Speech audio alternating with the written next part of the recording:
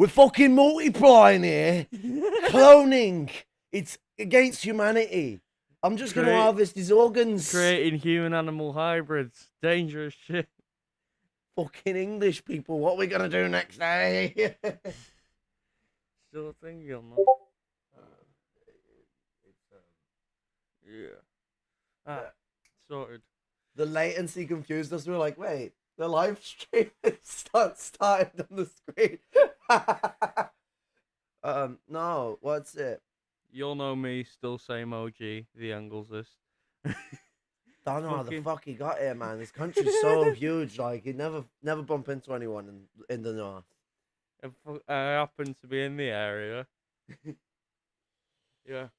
So, well, let's talk about that stream.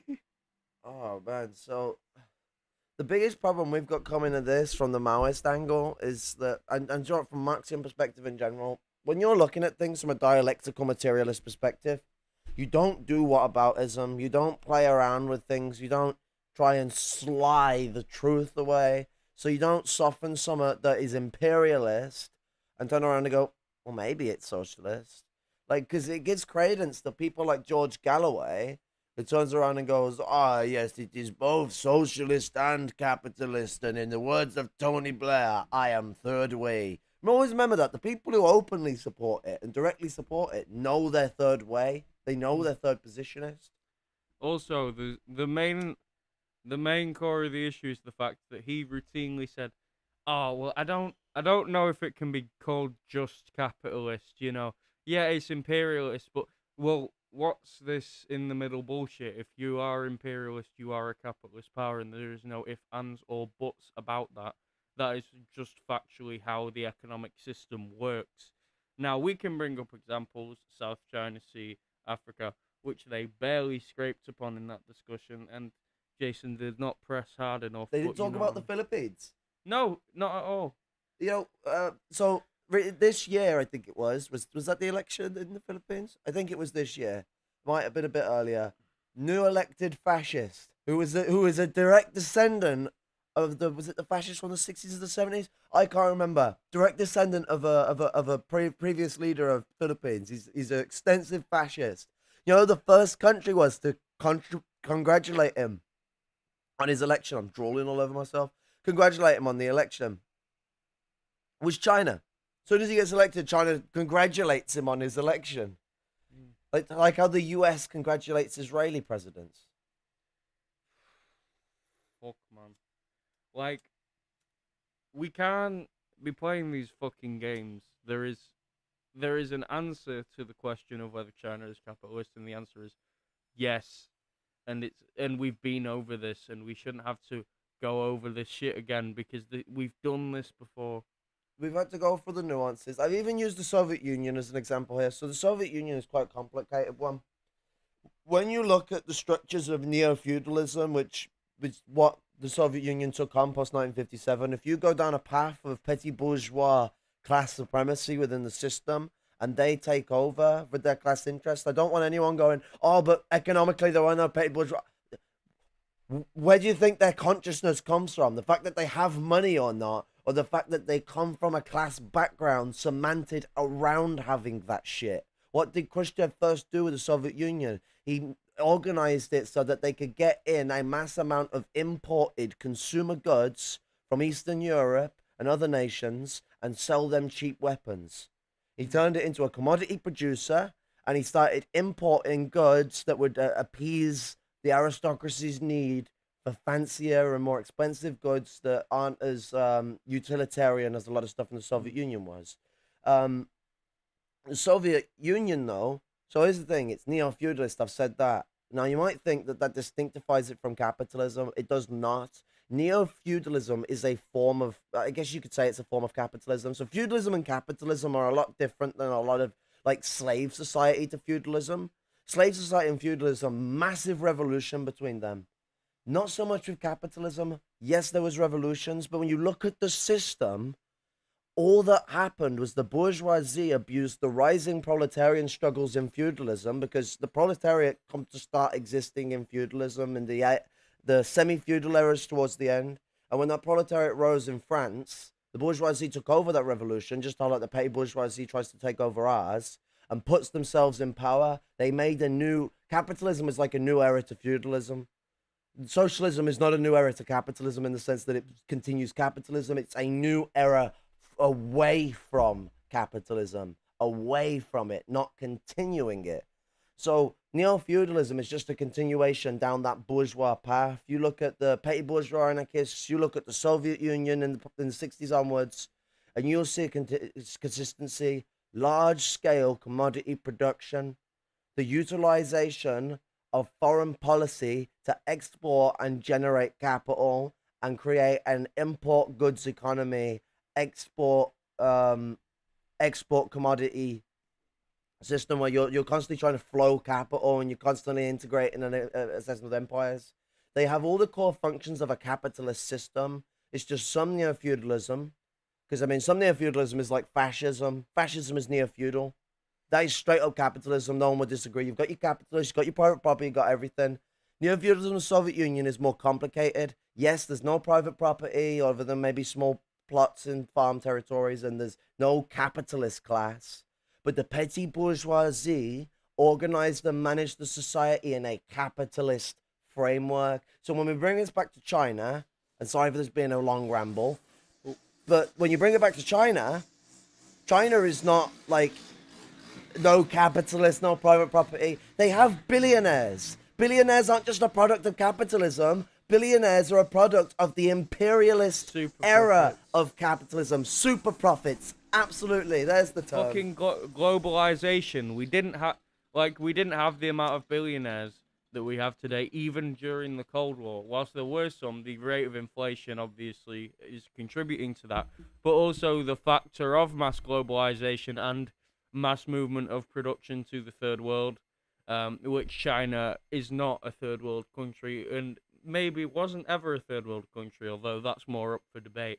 Countries in it a third world. Yeah, because China is almost a world unto itself. It is a very vast civilization, but the 56 nations, just to put that in perspective. Yeah, the thing is that with what he was saying, he did the fucking meme, like, you know, oh well, like, you know, Chinese loans aren't as quite as predatory, so, you know, like and maybe they're not, you know, fully benevolent, but, you know, like, maybe we should excuse some of this stuff. And there isn't an excuse. If you are doing something from a realpolitik perspective of trying to amass countries in order to play the game of international financial warfare, that isn't, at that point there is no benefit to the core country of it, because it's being used as a pawn, and its resources are being used as a pawn, because,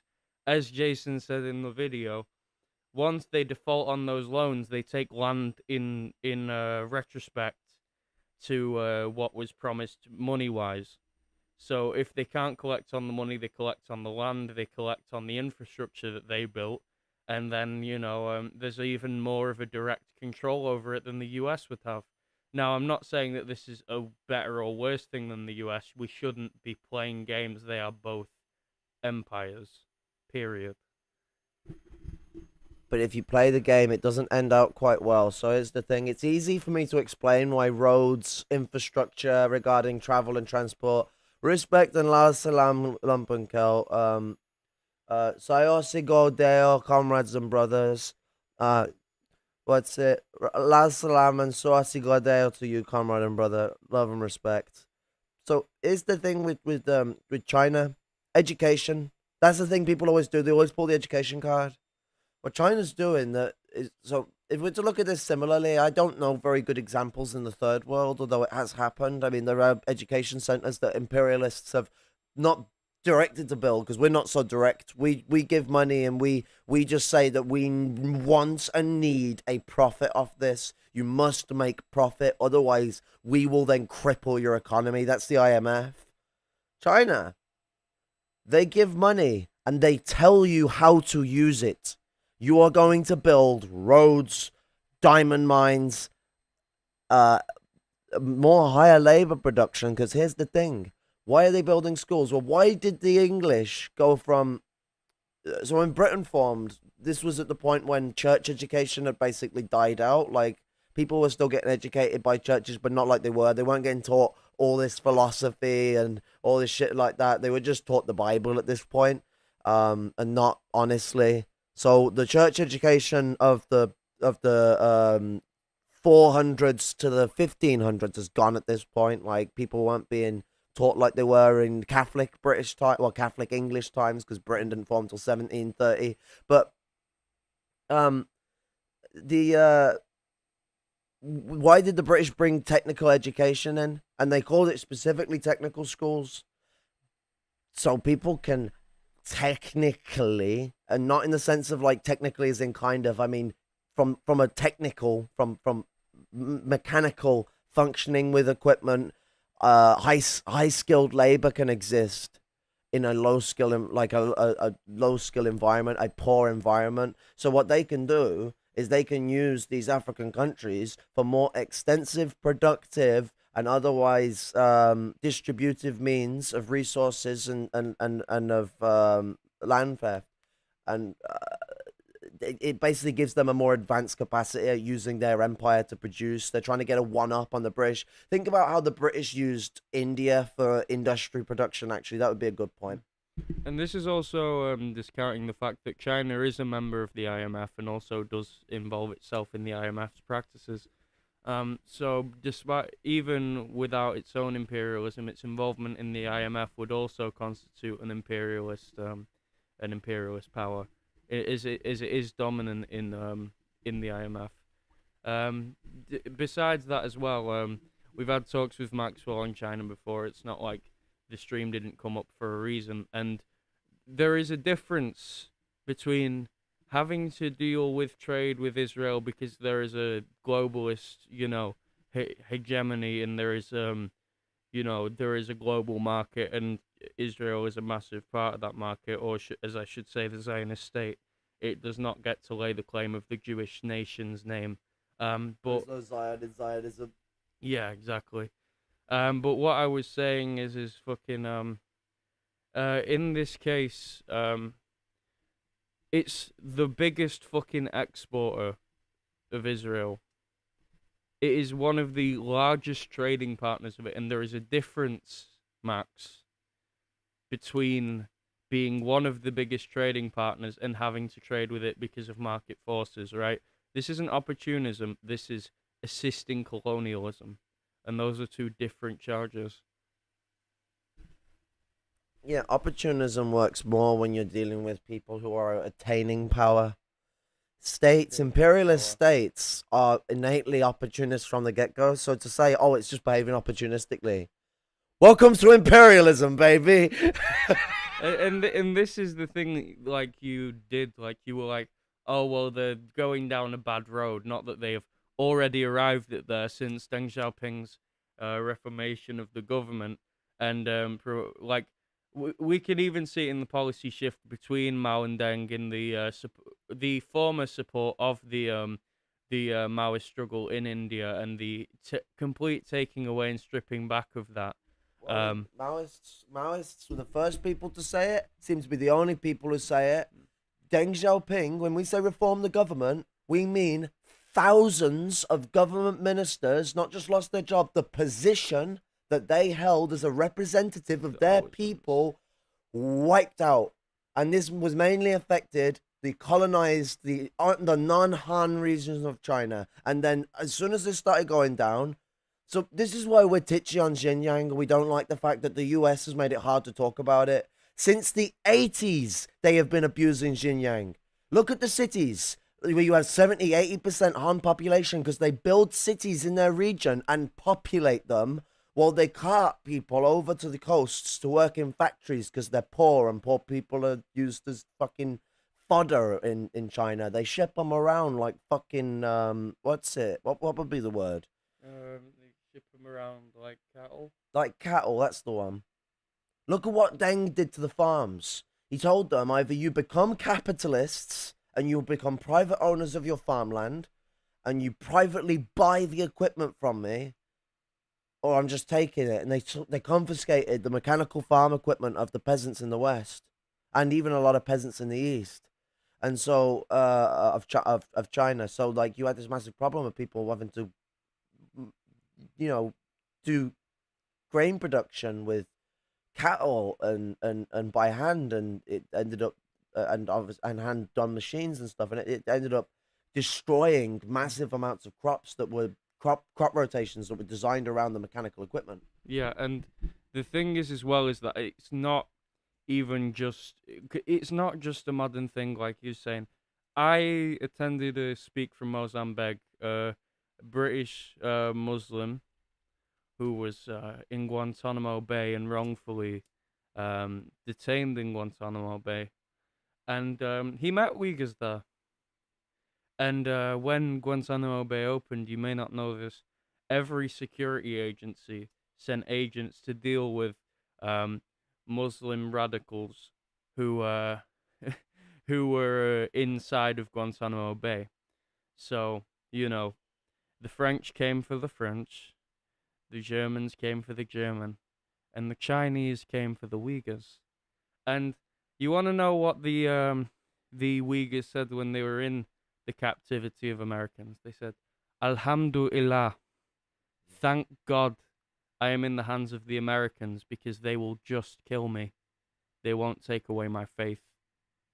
This guy, Mozambique, has no fucking attachment or guide to America. He was tortured by Americans. He was tortured in Guantanamo To Bay. say what he's saying is U.S. propaganda or CIA, or he's committing Is to what they're doing, fucking is Islamophobic disgusting. and disgusting. And let me tell you something about Islam. So with Islam, they are bring back the very strong importance of faith is and the mystique of Abrahamic religion. When I say mystique, I mean from mysticism, from a actual specific dialect, not the modern definition of all that crap. The proper traditional definitions of mysticism. Through that process, they bring back the very old Jewish principle of faith till death. Like you have a a physical tie to that religiosity, that culture in your religion. An interesting thing to take is religiosity is a blessed term when you use it to a Jew or you use it to a Muslim. Christians don't like the term religiosity. That's something that I've noticed. Well, Western Christians in Europe, just to be clarific, they don't like religiosity, and it's because the religiosity of Islam and the religiosity of Judaism scares the reactionary fucking asses. It does. But the point I'm getting at here is that with a Muslim, they will die before you allow them to take away their culture and their faith. So when they come in there and they're saying, Alhamdulillah, thank God, I am in the hands of an American. because they will kill me before they take away my faith. That is because they will stand by their faith until the very end. Prophet Muhammad, peace be upon him, is an absolute important figure to the way the Islamic people look at the world. So look at this from a different perspective. This is a completely spun round situation. It's at the opposite end. It's at the position of grandeur when things are being locked in your hand. Prophet Muhammad was offered to be the king. He was offered to be given the king of the land. Just shut up about Islam and commit to the Arab paganism essentially, and commit to the Umayyad position at the time. Prophet Muhammad turns around and says, "You could stick the sun and the moon in either of my hands, and I still will not stop preaching Islam. It is till the end." And that man lived his whole life poor, from what I remember being told. I wasn't there, I couldn't tell you, but from what I've been told by Islamic brothers and sisters, Prophet Muhammad came from, peace be upon him, came from uh, the blessing of the poor and died poor. Yeah. And the core thing as well is what we're trying to say is that it is not down some dark path. It's already there, and it's been there for quite a fucking long time. And say, oh, we can't call it just capitalist is just fucking mealy mouth shit. The truth is that it's like you acknowledge it's imperialist, and yet you have a hard term saying that, like saying it's state capitalist means it's capitalist. Like it would even make more. It wouldn't make sense in a modern context, but it would even make more sense to say that it was capitalist but not imperialist, because there have been institutions with difficult. Yes, we're back.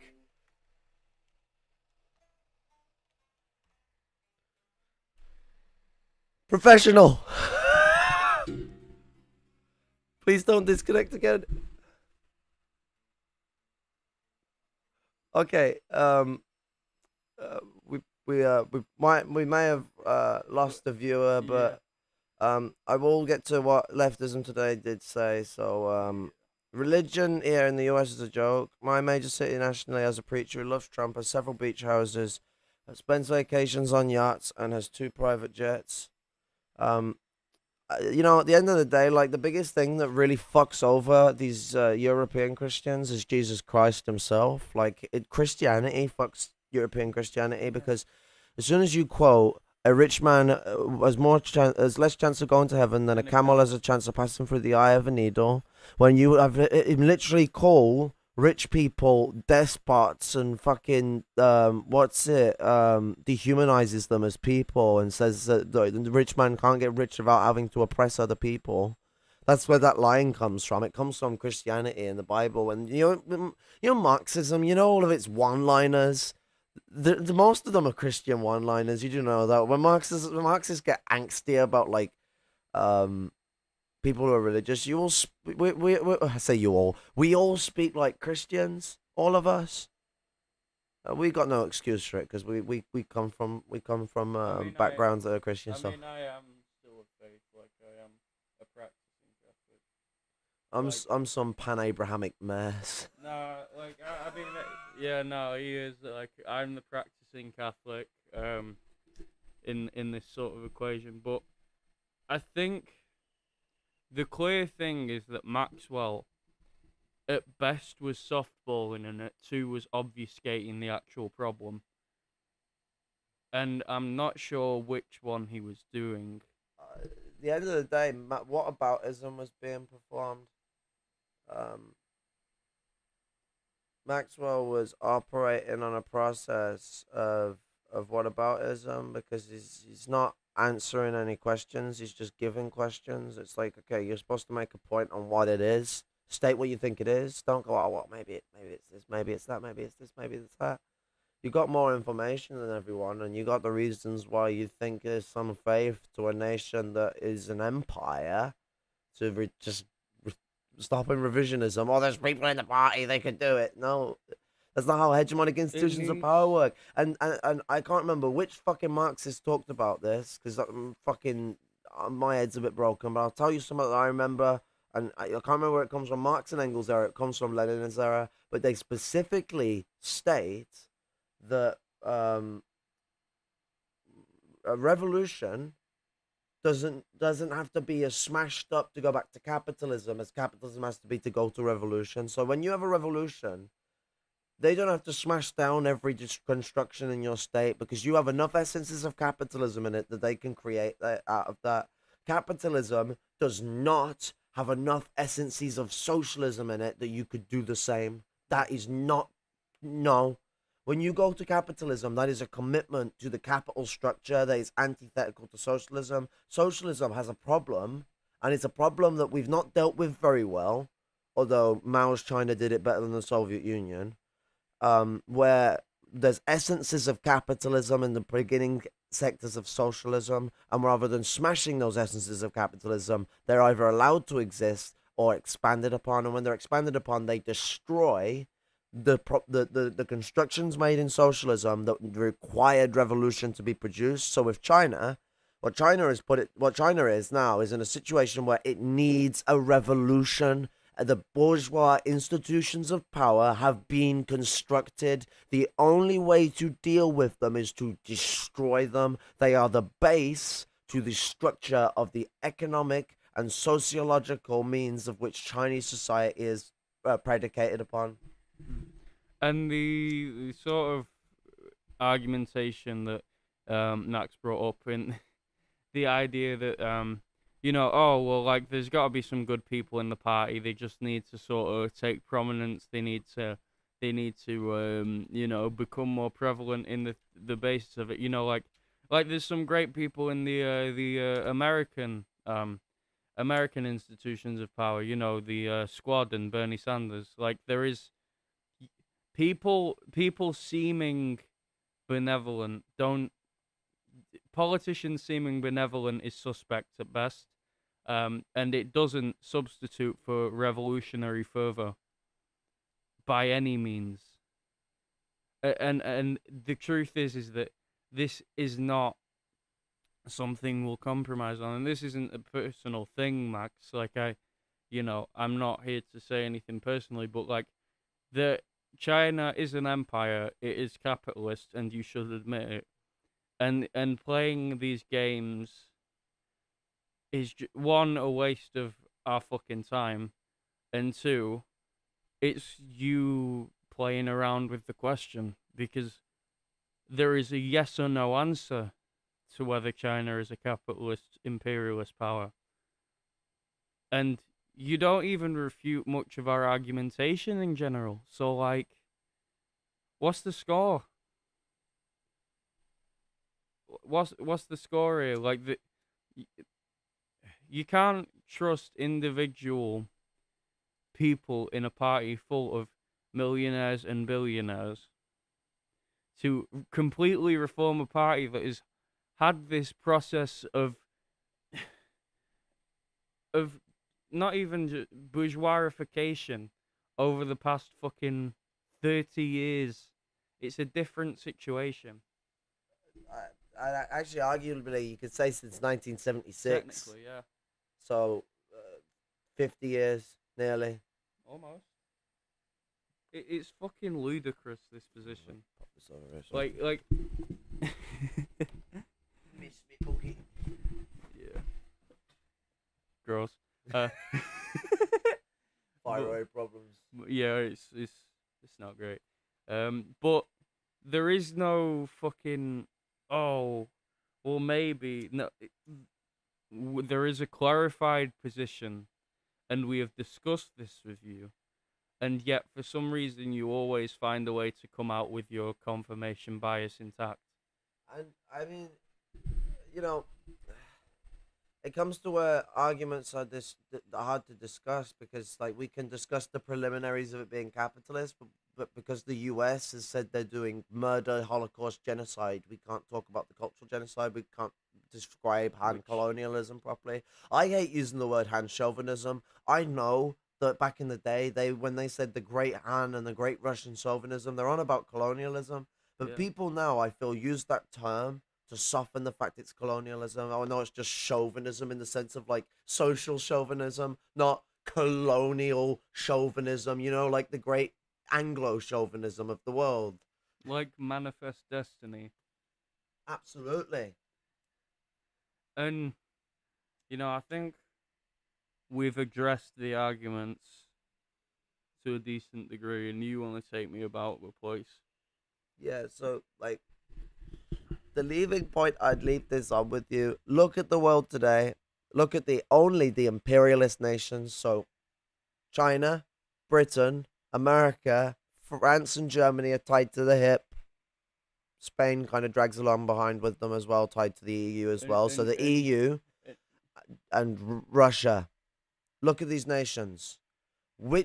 How many of these nations, and which ones can you name, works their people in conditions? This is in the empire, not out in the empire's holdings, in the imperial core of that empire. Which of these nations has late 1800s, early 1900s conditions for its working class and works them essentially to death for cheap fucking wages? There's only one that I can think of. It's called China. They work their people not in just horrible factories, Maxwell. Sweatshops. Use the word. That's what they are.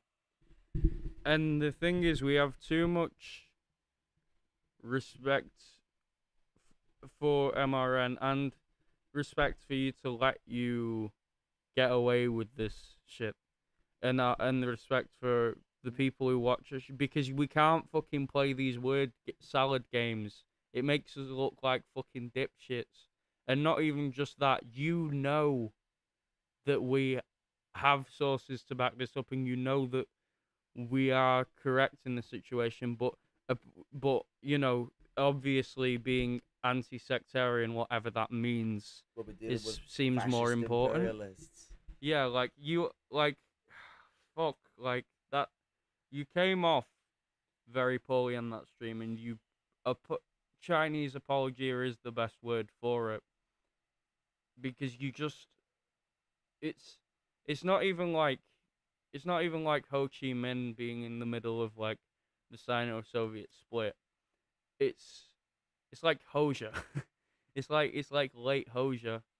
Like not in terms of like fucking I'm only right, but in terms of almost the opposite of like, well, we should compromise in certain cases. There is no compromise in a revolutionary situation. One of the bad things about Hoxha in that time as well, because Hoxha rightly criticized China for like revisionism, and then was like, well, Let's the do it IMF. worse.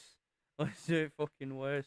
But to end on this, Well, to like, be fair, the worst came after Hoxha, but he basically Hoxha slightly engaged with them. He made small compromises, and then the leader that came after Hoxha was intentionally tried to sabotage Hoxha's legacy. They built a cult of personality around him, the previous leader to him, and a complicated mess happened with Hoxha because I feel like he went like it's like Passad light. Like he didn't go as crazy as Passad, but like the stress and the PTSD on him, I think really got to him with World War II and all that, and Tito but and the Soviet Union bullying him. But I wanted to get to something really quick on this. So, um, when people push this like, oh, it's xenophobic, and oh, they make this racist construct around trying to criticize China, and it's racist. White people crying because we're criticizing China on a socioeconomic basis. No, no, no, no. What this creates is a scare for black people. No, it sounds mad, but white people always try and make it out that black people are racist to Asians all the fucking time. It does happen. There is black people who are racist to Asians. Look at the situation. So Japanese people are the poor Asian communities for the most part in America, because I don't know if people know this. They were rammed into internment camps and stripped of their wealth during World War II. Might anyone remember that? Do you know what the Americans went out of their way to do at that time? To make sure that people didn't attack Chinese people, and they lifted Chinese people up as an aristocracy over Japanese people. So in America, there are a lot of Chinese workers, and I'm not trying to shame them. A lot of Chinese people were abused during the construction of the railroads. Not trying to shame them, but the last century did create a disparity between Chinese and Japanese people within America, in the same way that the British made distinctions between Irish and African people in the Caribbean to prevent unity between these people in struggle. I also do want to say I'm sad that black the black M3W didn't get their questions answered, because there were some banger questions there. But They always have bigger questions. yeah, to leave off from my half, Max, you're being fucking silly, and and that's to put it lightly. The truth is that you aren't addressing the situation, and you're trying to play games because you've came to a position on it, and you're trying to work backwards from that position so that you don't have to call it a capitalist imperialist power, which it is. Yeah, and to finish my point, it's like so with Africans in America, they're coming at this like, okay, well, there's a chauvinism of Chinese people against African people. I don't know if you've heard Chinese labor aristocrats and petty bourgeois people talk about African people in America, but there's some real big racism going on in that direction. Yeah, there's racism from Africans towards Asian people. I'm sure that happens. I'm sure that It happens. does. But you know what happens more? Asian people being racist to African people because they're invited into whiteness. Genuinely, who do you think is going to act in the more racist fashion? The person who is embroidered in whiteness, or the fucker that's coming from that African struggle?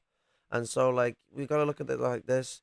Um, these African people then get associated with something that they're not doing when they're criticizing China, and they're put into a rut, and they feel like they can't express themselves because they're getting attacked from all fronts essentially. So the way I'd leave this off is that we've really got to be considerate about two great things when we're looking at this: the abuse of the 56 nations of China, Han people included, because I mean, I was speaking to a Chinese comrade on this, a Chinese American comrade, or Chinese Canadian, but Canadian American, same difference. And Chinese people, Han chauvinists, the colonialism there is even racist. I guess racist could still be the word because race is an arbitrary construct.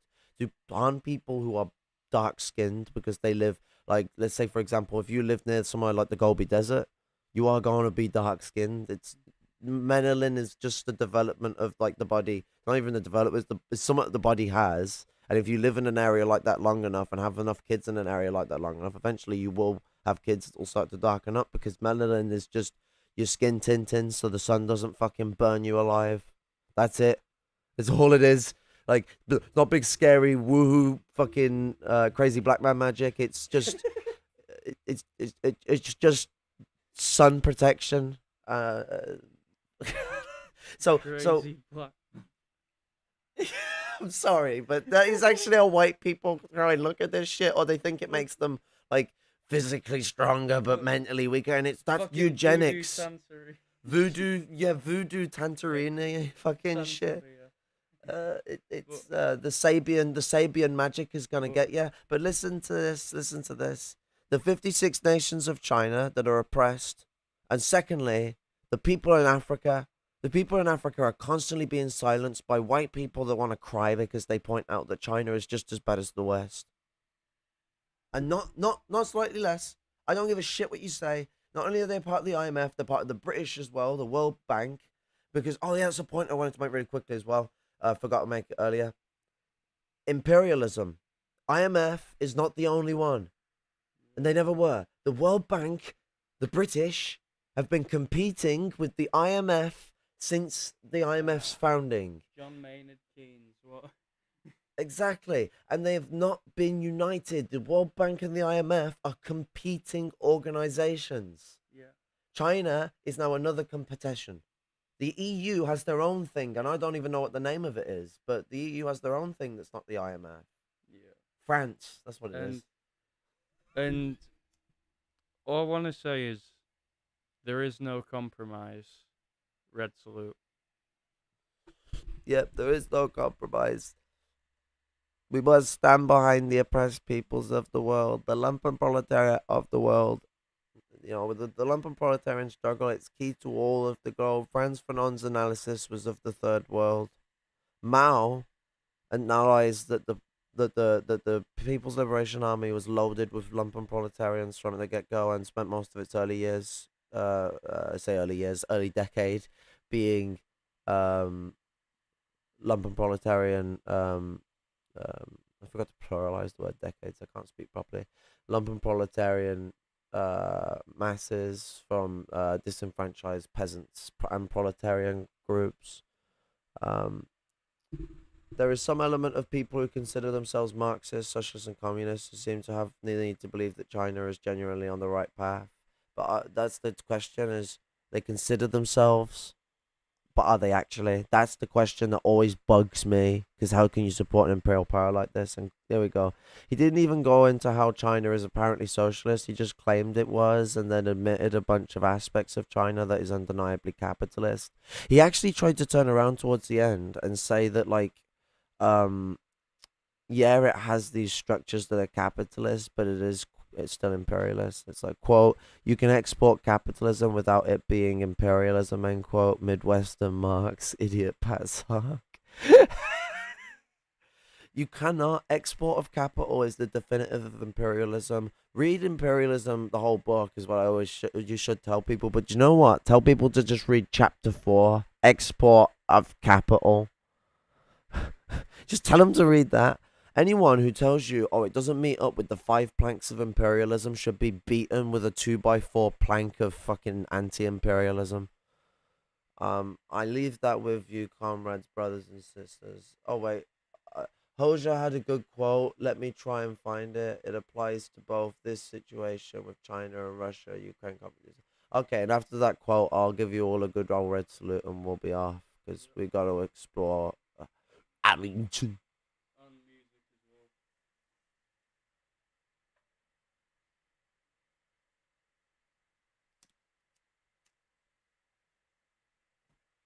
It's a term related to pit mines. Anyone's wondering what I just said.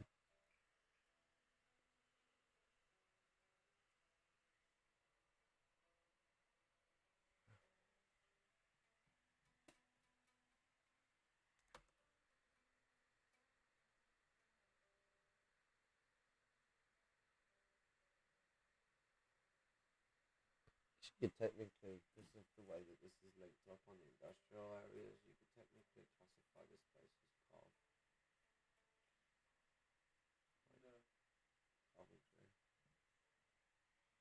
Coventry. Quote, it is anti-Marxist to preach unity with allegedly weaker imperialism for the struggle against the stronger one under the pretext of exploiting contradictions to side with the national bourgeoisie uh, um, in order to resist the bourgeois of another country. Alger. Oh, yo, you both went for the same quote at the same time. That's fucking sick. Uh,